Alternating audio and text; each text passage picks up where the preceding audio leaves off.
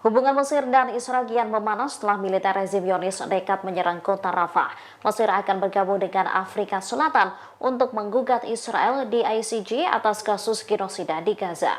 Diketahui Mesir seringkali memperingatkan Israel tentang pelanggaran perjanjian perdamaian tahun 1979. Sayangnya, peringatan Mesir itu tak digubris oleh Israel. Militer Zionis pada 7 Mei masuk ke Rafah dan mengontrol perlintasan itu. Banyak yang meragukan Mesir akan memutuskan hubungan dengan Israel karena invasi Israel ke Rafah. Akan tetapi, masuknya Israel ke Rafah itu jelas menandakan meningkatnya ketegangan antara Mesir dan Israel. Pada Minggu 12 Mei, Mesir mengatakan bakal bergabung dengan Afrika Selatan untuk menggugat Israel di Mahkamah Internasional. Sementara itu, mantan Perdana Menteri Mesir, Nabil Fahmi, meyakini saat ini tidak ada ruang untuk kerjasama antara Mesir dan Israel. Hal ini tak lepas dari langkah Israel yang menguasai perlintasan Rafah. Fahmi mengatakan negaranya tidak akan menerima pilihan selain penguasaan perlintasan Rafah oleh orang Palestina. Dia turut berujar bahwa penguasaan perlintasan itu oleh Israel adalah hal yang tidak sah.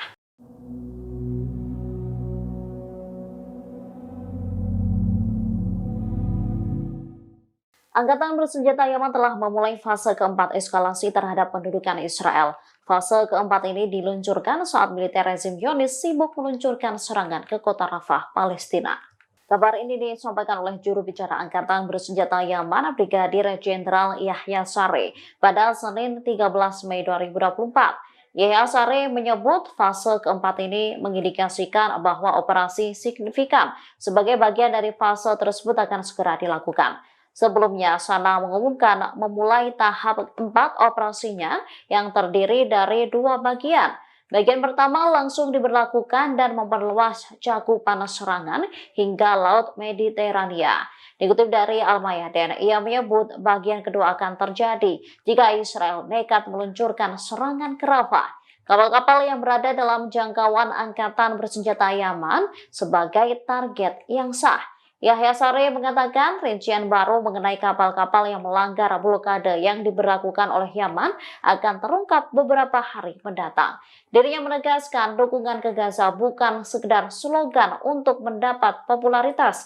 Menurutnya, rakyat Yaman telah mempersiapkan diri untuk berperang jika Amerika Serikat melancarkan serangan darat ke negara tersebut. Mereka telah bersiap untuk serangan kelima dan fase keenam untuk mendukung Palestina.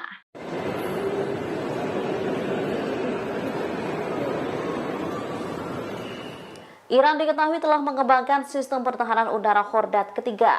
Sistem udara taktis ini dirancang untuk melawan pesawat Amerika Serikat dan amunisi udara. Informasi ini disampaikan oleh penasihat Korps Garda Revolusi Islam Brigadir Jenderal Ali Reza Balali.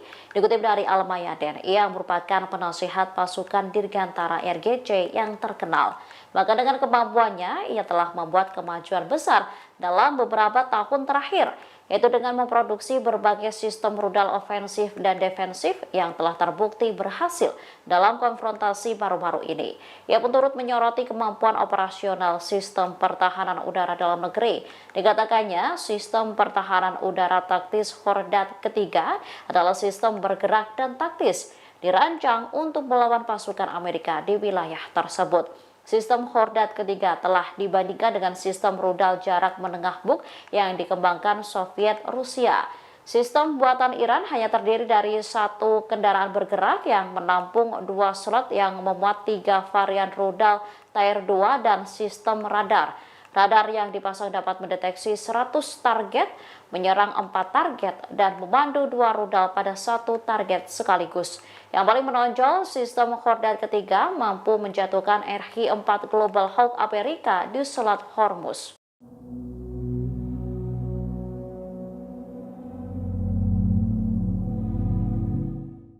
Israel mengklaim bahwa Yahya Sinwar, pemimpin gerakan Palestina Hamas, saat ini tengah berada di kota Rafah.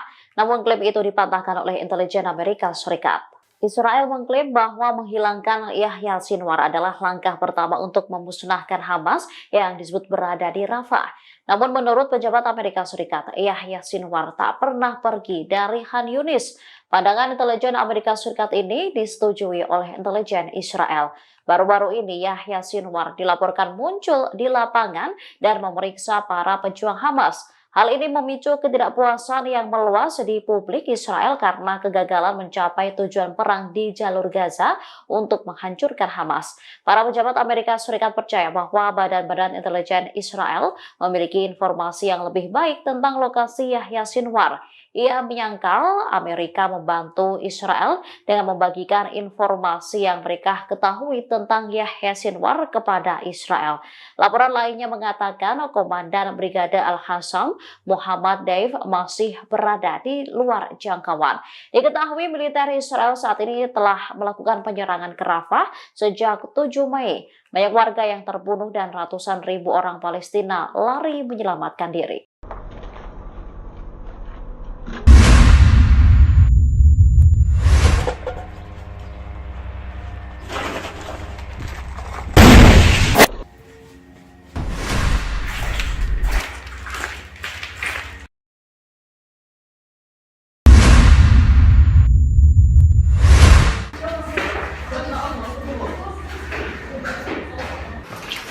والله رميت انت رميت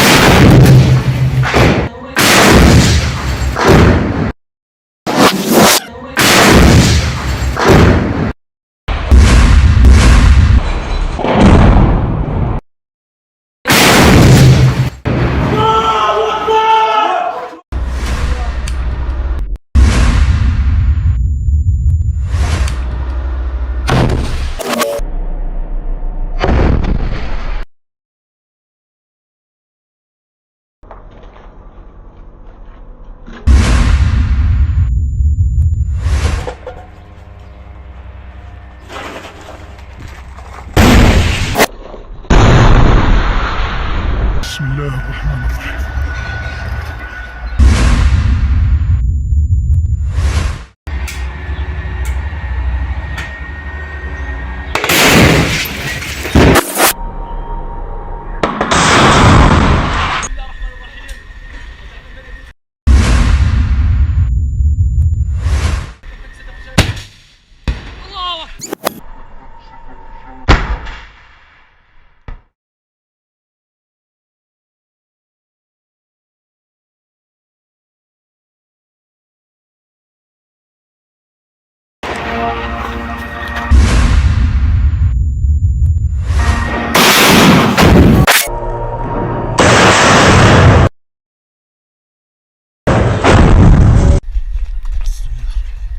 الله أكبر. الله أكبر.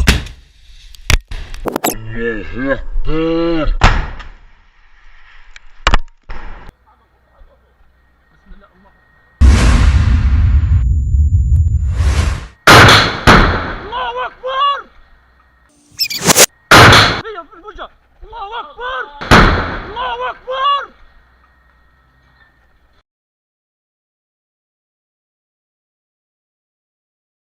يا رب تقبل يا رب.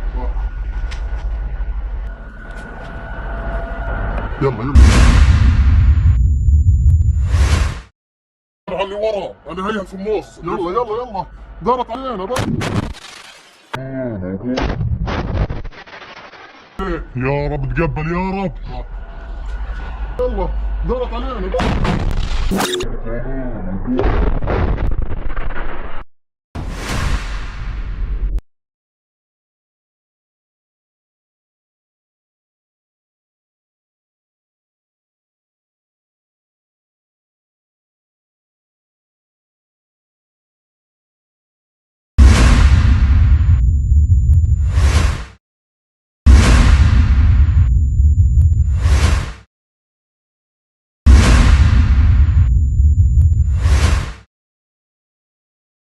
طلعني بس اخبط من الالتزام مع بعض. جاهز جاهز وتوكل على الله.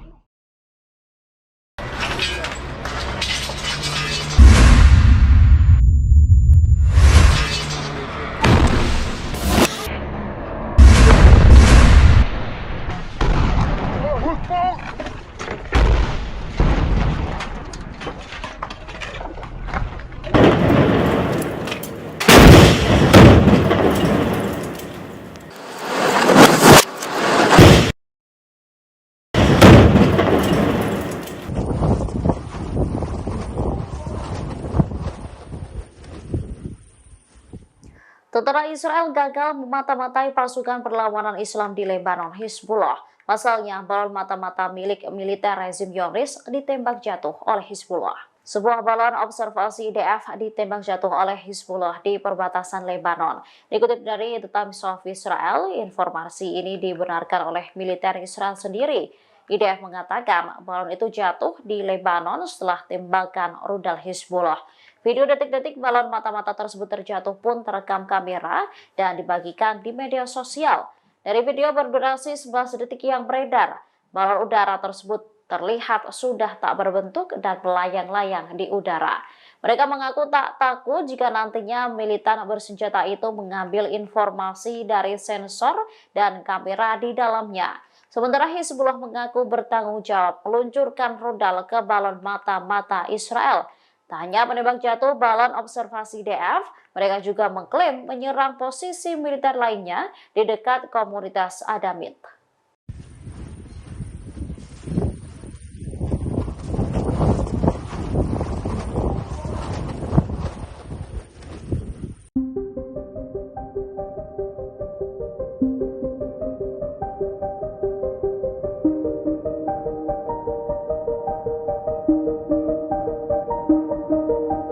Kelompok militer Hamas dan Iran marah merespon pernyataan Senator Amerika Serikat Lindsey Graham. Pasalnya, Graham meminta Israel menyerang Gaza menggunakan bom nuklir. Hamas menilai Graham mengalami kemerosotan moral. Pernyataan Senator Amerika Serikat ini dianggap sebagai gambaran bagaimana mentalitas dari kalangan elit politik di Washington. Juru bicara Kementerian Luar Negeri Iran, Nasir Kanani, pada Selasa 14 Mei turut memberikan respon. Menurutnya, seruan Graham untuk menyerang Gaza dengan bom nuklir adalah masalah yang mengerikan, bahkan melanggar semua hukum, norma, dan keputusan hak asasi manusia internasional. Kanani lantas meminta komunitas internasional mengutuk dukungan Amerika Serikat terhadap entitas Zionis. Diketahui pernyataan kontroversi Graham disampaikan dalam sebuah wawancara dengan stasiun televisi pada Minggu 12 Mei. Dikatakannya Israel memiliki hak untuk meratakan jalur Gaza dengan menggunakan senjata nuklir untuk mengakhiri kampanye militer. Tindakan itu merujuk langkah Amerika Serikat yang juga menjatuhkan nuklir di kota Hiroshima dan Nagasaki, Jepang. Allahu Akbar. Allahu Akbar.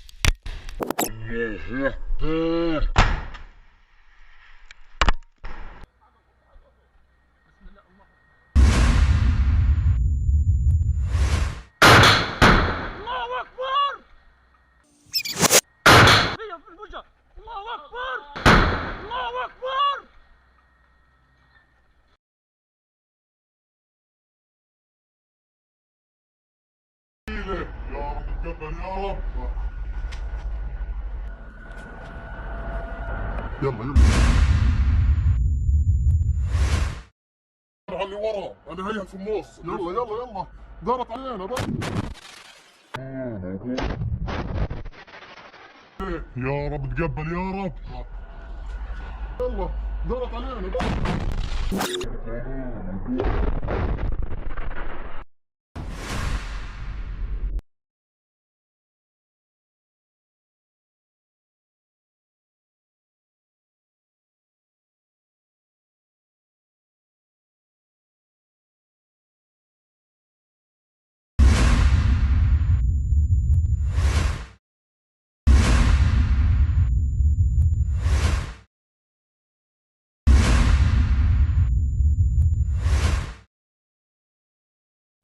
طلع علي بس اخبط نلتزم مع بعض. جاهز وتوكل على الله.